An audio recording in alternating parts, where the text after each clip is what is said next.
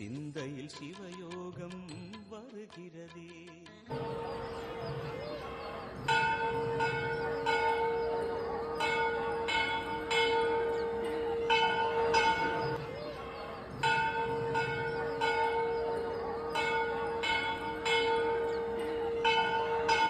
ஓம் ஐஜாய வித்மகே தண்டகஸ்தாய தீமகி தன்னோ வாராகி பிரசோதயாத்.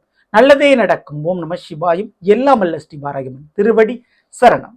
இன்றைய பதிவில் மீன ராசி ரேவதி நட்சத்திரத்தில் பிறந்த நண்பர்களே, 12 வருடங்களுக்கு ஒரு முறை மட்டுமே நடக்கப் போகும் ஒரு உச்ச பயிற்சி. ஆமாங்க, குருவானுடைய கடகராசியை பயிற்சி அடையக்கூடிய பேச்சினுடைய பலங்கள் தான் இன்றைய பதிவில் பார்க்கிறோம். மிக முக்கியமா உங்களுடைய கண்ணீரை துடைப்பதற்கு கடவுளை இறங்கி வரப்போகிறார். நீங்கள் கேட்காமலேயே உங்களுடைய வாழ்க்கையில் நடக்க வேண்டிய ஒரு 3 நல்ல காரியத்தை, ஏன் 3 வரம்னே சொல்லலாம், அதை கொடுக்க போகிறார், நடத்தி காட்டப் போகிறார் இந்த குரு பகவான். ஸோ அப்படிப்பட்ட பலனை தான் பார்க்க போறோம். ஸோ பதிவு ஃபுல்லாக பாருங்கள் நம்ம சேனல். ஏற்கனவே தமிழ் புத்தாண்டு பலங்கள் மற்றும் சனிப்பயிற்சி பலங்கள்லாம் பதிவிட்டு பார்க்கலனா சேனலில் போய் பாருங்க. மேலும் டிஸ்கஷன் லிங்க் தரேன், ப்ரெஸ் பண்ணி பார்த்து பயனடைஞ்சுங்க. மறக்காம நம்ம சேனலை சப்ஸ்கிரைப் பண்ணிட்டு கூட தர பெல்லைக்கான ப்ரெஸ் பண்ணிட்டு பக்கத்திலே ஒரு ஆளுன்ற ஆப்ஷன் தவறாமல் செலக்ட் பண்ணி வச்சுங்க. உனக்கு நாங்கள் பதிவிடக்கூடிய அடுத்தடுத்த பதிவுகள் உங்களுக்கு உடனுக்குடன் நோட்டிஃபிகேஷனாக வந்து சேரும். மீன ராசி ரேவதி நட்சத்திரத்தில் பிறந்த நண்பர்களே, இந்த குரு பெயர்ச்சி மீன ராசி தனுசு ராசிக்காரங்களுக்கு ரொம்பவே சிறப்பு வாய்ந்த ஒரு பெயர்ச்சி. ஏன்னா மாற்றத்தை செய்யும். ஏன்னா 2 பேருக்குமே ராசிநாதன் குரு பகவான். அது குறிப்பா மீன ராசிக்காரங்களுக்கு குரு பகவான் உச்சமடையும் போது அவருடைய 9ஆம் பார்வை மீன ராசிக்கு கிடைக்கும். அது ரொம்ப சிறப்பு. மிதுன ராசியில் இருக்கக்கூடிய குருவான் ஜூன் 2ஆம் தேதி செவ்வாய்க்கிழமை என்று கடகராசிக்கு பெயர்ச்சி அடைந்து உச்சமடைய போகிறார். அவருடைய 9ஆம் பார்வை என்பது மீன ராசியான உங்கள் மீது பதிகிறது. ஏற்கனவே ஜென்ம சனி உங்களுக்கு நடந்துகிட்டு இருக்கு இல்லையா? அப்போ சனிவான் இருந்து உங்களுக்கு தேவையில்லாத பொறுப்புகளையும் சுமைகளையும் பிரச்சனைகளையும் கொடுக்கறதுக்கு தயாராகிட்டு இருக்காரு. இந்த ஒரு நேரத்தில் குரு பார்வை கிடைப்பது என்பது ரொம்ப நல்லதுங்க. ஏன்னா எத்தனை பிரச்சனை கொடுத்தாலும் குருவானுடைய கடைக்கண் பார்வை உங்கள் மீது விழுறதுனால அந்த பிரச்சனையை சரி பண்றதுக்குண்டான உதவியும் உறவுகளும் பணமும் பொருளும் உங்களுக்கு கிடைச்சிக்கிட்டே இருக்கும். அதை கொடுத்துக்கிட்டே இருப்பாரு குரு பகவான். சரிங்களா? குறிப்பிட்டு ரேவதி நட்சத்திரக்காரர்களுக்கு கவனிக்க வேண்டியது என்னன்னா, ரேவதி நட்சத்திர அதிபதி யாரு? புதன். அந்த புதனுடைய வீடு மிதுனம். மிதுனத்திலிருந்து தான் குருவன் பயிற்சி அடைஞ்சு கடகத்துக்கு போறாரு.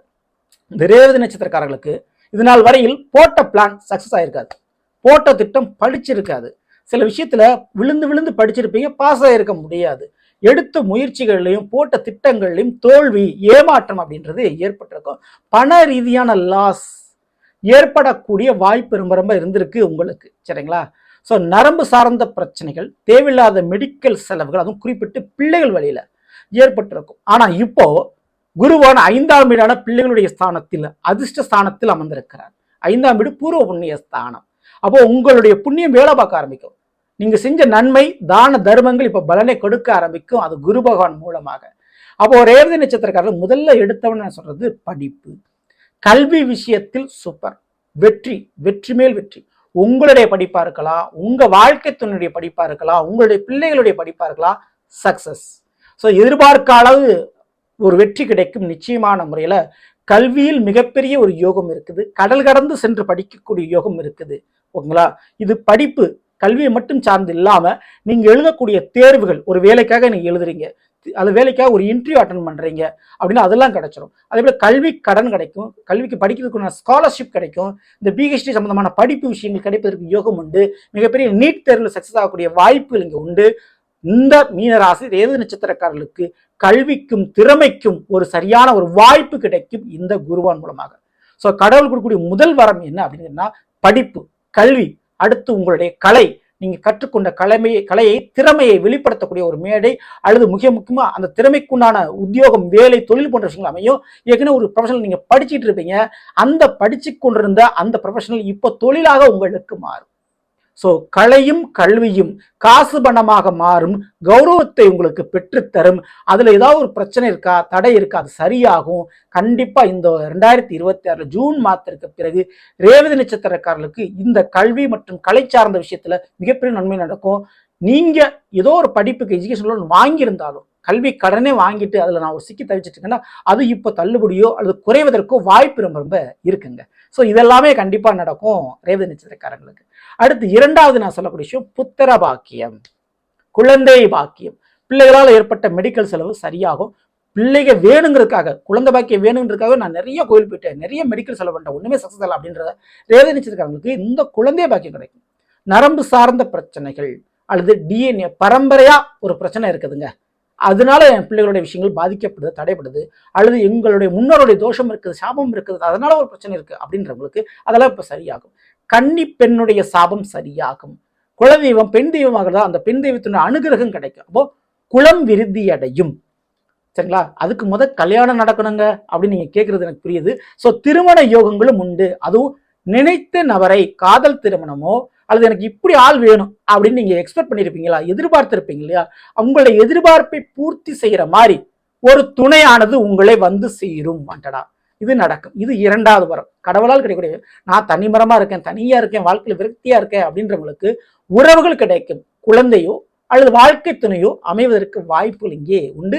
நீங்க ஆசைப்பட்ட மாதிரி, நீங்க எதிர்பார்த்த மாதிரி உங்களுக்கு கிடைப்பதற்கு யோகம் ரொம்ப ரொம்ப இருக்கு. சரிங்களா?